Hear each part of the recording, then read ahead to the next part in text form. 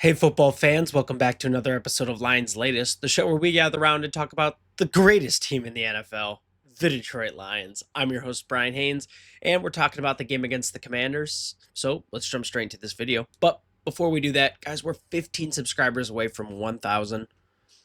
I can't believe it. The growth this month alone, well, October into this month, has been explosive to say the least, and I couldn't be more grateful for you guys. So if you're watching and you're not already, go hit subscribe. If you like what we're talking about, hit the like button while you're down there, and make sure to leave a comment because it really does help me out. But with that being said, let's jump straight into this video. First, we're talking about the Commanders game, just summarizing what happened. And what happened was very, very good if you're a Lions fan. Very, very good. This was a game I was really expecting us to win. Same like the Vikings game, but we saw what happened in the matchup versus the Vikings. So this was really a play correctly, do your job, and good things should happen kind of game, and it worked out that way. We defeated the Washington Commanders 44-22, doubling their score with our offense scoring on the first 8 possessions. The Lions' high-powered performance featured a season-high 546 total yards. So, I mean, this is like one of those games where you know you're the better team, you know you have the better personnel because of injuries or whatever's going on, and you just go down and do your job. Dan Campbell took over the offensive play calling duties this game, which led to the team's offensive success in a way. Dan seemed to kind of get us into a rhythm that we were missing on offense and kept things pretty simple for the most part in terms of the passing game, right? Not too many screens, not too many funky stuff, not something predictable. We're not running the same play every 3 plays. And he did admit John Morton did have some help with what was going on. It wasn't just Dan Campbell. He was taking input from his offensive coordinator the whole game. But I think Dan just was like, I know these guys. I know the personnel. I know what we like doing. I know it works. He went in and did what worked, and it worked out. So how are you going to be really that upset? I'm glad Dan Campbell kind of took the reins on this one. Instead of just micromanaging his coaches, he just decided to go in and, hey, I can take it over for this game. I need your help still. And I think that was a really good decision on his part. The loss marked the Commanders' 5th consecutive defeat, and their defense struggled significantly. On top of missing Daniels and Lattimore, players got hurt. One of their starters got ejected for punching St. Brown, which is like, understand your situation and don't make it harder for your team, but I guess we can't let our feelings subside for a second. And there were also just multiple unsportsmanlike penalties on them, which really just slowed down the pace of this game for the Commanders. And while you can argue, oh, their injuries, it wouldn't have even mattered with their injuries. These were a lot of self-inflicted wounds, and the Commanders just honestly let it get away from them very early in the game. What worked better than last week was protection for Goff, and the defense played really well also. The protection for Goff this game was fantastic. You could see he was getting comfortable. You could see he could get good looks. It was a really, really good fix from last week. Our run game as well was over 200 yards and was back in business. The Lions also managed to get Jamison Williams and Khalif Raymond involved after slow starts to the season as well, getting them both in on some clutch third down stuff like that. So it was good to see those 2 receivers getting more of the ball as well. You knew it was kind of a weird issue when our running back was getting more receiving yards than both of our other receivers, but I'm glad we kind of fixed that as well. We just looked more established in this game. We looked like we had a game plan that we were sticking to, right? No injuries. Now, injuries affected them, sure. But you got to remember, we were also dealing with some injuries, so you can't just be like, oh, the Commanders, they lost us because of injuries. Like, I mean, I don't know. It's like, was Marcus Mariota the solution? I don't think so. I don't think the backup quarterback in any situation is like your best bet. But you also got to take into consideration the defensive injuries we were dealing with. We were missing one of our guards, right? That we were missing things as well. So I'm not trying to say like, oh, ours was worse than them or anything like that. But you can't just go and say, oh, this was a whatever win for the Lions because there were injuries on the other side. No, we still played a good game and they were putting up points. So if it's like, if we weren't that effective on offense to begin with, this could have been a lot of a closer game.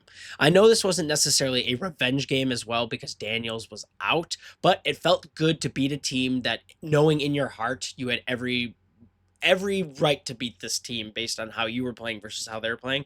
And that's kind of how it felt against the Vikings, but then it didn't work out that way. So knowing we went down and just established dominance because we went in knowing we were the better team, feeling that we were the better team, it just felt more like the Lions I've been watching for the last 2 years. And it just made me happy. It just made me happy. I think it made a lot of Lions fans happy. And it's not just winning, it's looking better than we have and seeing an older form of a team that can be this great team. I don't know, guys. I'm rambling, but it was a really good show for us. I think we looked great defensively when it came to getting stops when we needed stops. Jack Campbell played out of his mind. He manhandled somebody on a 2-point conversion. Just basically was acted as a brick wall, and this guy just smacked right. Like, it was awesome to watch. We just played tough. And there's not much more I can say about that without going into the players right now. So let me know what you guys thought about this game. What stood out the most for you for the Lions? And what do you think the biggest reason we won was? Go let me know in the comments right now before we get to our next topic, which is players. How did our players do? Well, we got 3 players to talk about, and one of them, surprisingly, is not Amon-Ra St. Brown. I think this is the first time we maybe haven't mentioned him up here, or one of the few times. But St. Brown had a great game, just wasn't as flashy as some of these other guys. Jared Goff.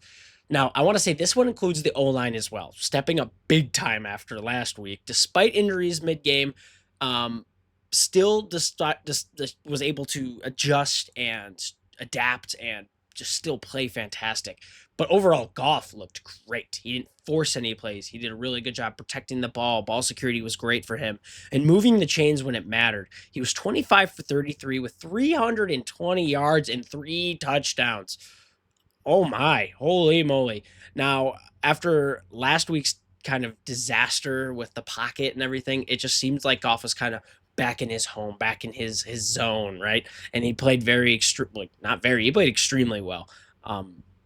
His targeting was better this game, right? The big thing against the Vikings was his completion percentage, and then it kind of dipped in that game, but he didn't let it affect him going into this game. He was still very accurate. He was still very clutch when it came to some of these third downs, and his placement with some of these throws were just choice. So great stuff from Jared Goff. Glad to see that he's still moving along. Gibbs.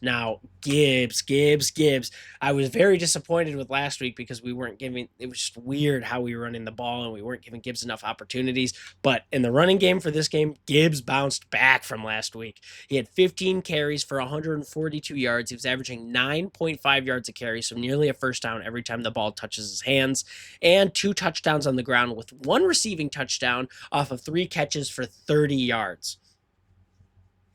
Gibbs is the ultimate check down. I'm just going to say, ultimate check down guy.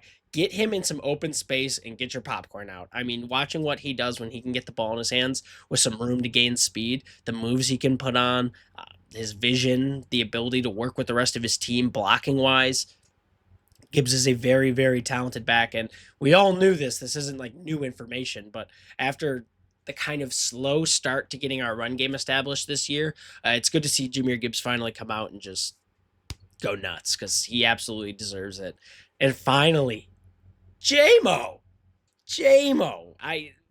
Long overdue appearance from J-Mo on this segment. I'm happy we can get him in. He led the team in receiving with 6 catches for 119 yards and a touchdown. He averaged 19 yards a catch and just looked like the J-Mo I know. You know, does that make sense? He just looked like the J-Mo I am used to. He made some of those clutch third down catches on the sidelines, right? His touchdown catch was awesome. He basically just caught the ball right next to his defender and then just had enough space to separate himself because he's like, I'm faster than you. You're not catching me. Just basically just separated himself with this tiny bit of yardage and then just flips into the back zone in J-Mo fashion. It was really good to see a kind of a comeback game for him. We were waiting on this. We knew this was kind of brewing, and it finally showed. And I think the big part of that was, one, obviously being without Lattimore helped, but his ability to get open in this game just seemed more efficient than in prior weeks, and I was really, really happy with what I saw from him. So good job, J-Mo. Glad I could have you on this segment. And honestly, good job from all the players. I think it was a collective effort. I think everyone did good. I think these guys just kind of stood out as great in this game. But you guys can tell me if I missed somebody you think should have been up there instead. That'll take us to the fantasy aspect. So it's actually the same 3 guys. I found that our fantasy outlook, it was the same 3 who were doing this just as good. So Goff is his second best game of fantasy, and he even outscored scramblers this week like Lamar or Josh Allen. So if you had Goff benched for one of these guys, that sucks. I know I did. So I was definitely shaking my head, but I was not shaking my head because of Goff. I thought Goff did fantastic. He had 24.8 points because of his 3 touchdowns and those huge passing yards. And he was 75.8% on completions, back to that completion rate we know from Goff. And he did this all without 0 rushing attempts. Like, remember, guys, he's the pocket passer, and that's necessarily not good for fantasy most times. But if he can have weeks like this, he's going to do fine for you. I think he did absolutely nuts. He got like about 25 points. Boosts in your leagues may make that score vary, but yeah, uh, great stuff from Goff. I think he did absolutely great this game, and he just did a good job of scoring. He just did a good job of putting up points. He did a good job of getting out early and establishing, no, we are the better team, and you're going to have to catch up to us. It doesn't matter that we're the away game or the away team. Great stuff from Goff. Way to establish that dominance. Gibbs. Now this is why people drafted him in the first round this year. Me.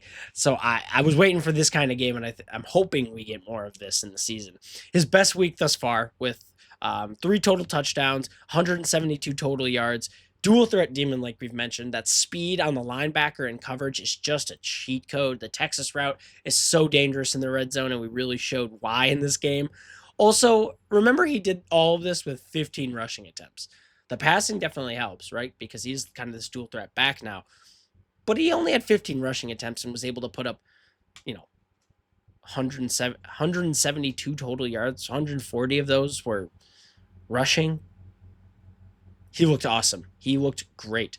Even in the runs where he doesn't break away into the secondary, he's getting to almost the first down marker every time just by running dudes over. Like, he looked fantastic, and I'm hoping we get more and more of this. But fantasy wise, yeah, he was pretty good. He had about 34 fantasy points this week. So again, may vary, but very, very good from him. And finally, Waymo. Now, if you had him benched this week, I don't blame you. But wow, he had some points, and wow, you missed out on some. He had 23.9 off his 6 catches, thanks to the chunk yardage he gets off of most of them, and that touchdown. Involved more. He was catching almost all of his passes.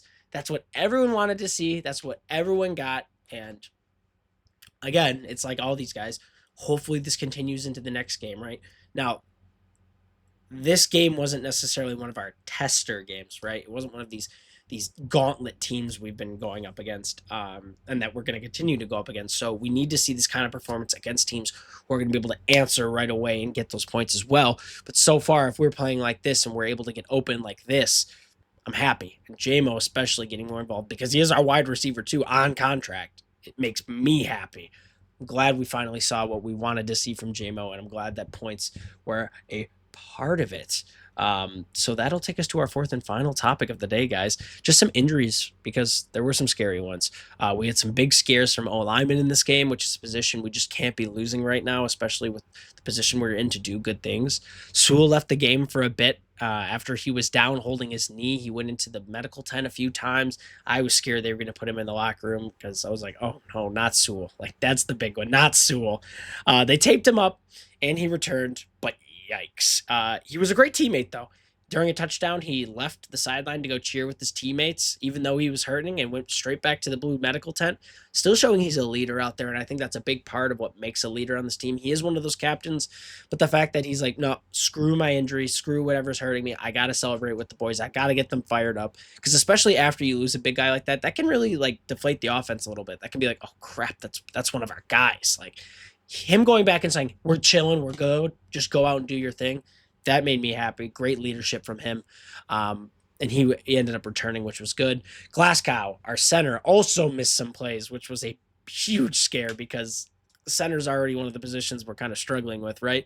But thankfully he returned as well. Our backup didn't do too bad while he was in, though, which upside, right? It made me at least happy. I was just scared, like, oh gosh, is there gonna be a muff snap, a fumble? I didn't want to see anything like that. I didn't want to see Goff get drilled. So great stuff from him. Glad Glasgow was able to come back. That was another scary one.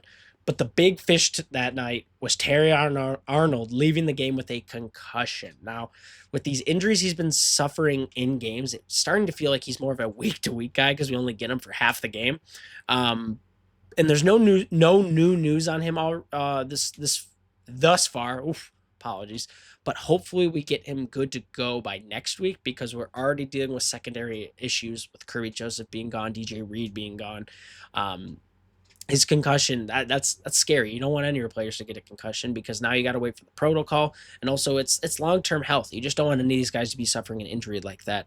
But Terry Arnold's been playing a great game. His last couple games, even though he's been out for some of them because he takes an injury mid-game, he's looking good. Terry Arnold had some great pass coverages in this first half of the game. Had me clapping my hands a little bit. I'm like, okay, Terry on. Like, usually I'm scared when the ball goes in this direction because I'm expecting a flag to fly up, but we didn't get any of that. And I was very happy with what I saw. Didn't see too much about his run game contained that game. Wasn't paying too much attention to it. I'm sure I'll update you guys in a video later this week. I know that was one of the big things he was working on. But pass game wise, he looked good. Hopefully he comes back. Hopefully he's healthy because I'd like to keep seeing this side of Terry Arnold I'm seeing. With that being said, we are out of time today. Thank you so much for watching this episode of Lions Latest. If you made it to this point in the video, tell me what your opinions on the Commanders-Lions game were and what your biggest takeaways were after the game. Make sure you guys like, comment, subscribe, hit the bell so you never miss a single video here. We post Mondays through Fridays. We're almost at 1,000 subscribers. Make sure you guys stick around. Enjoy the rest of your day, and I'll see you in the next video.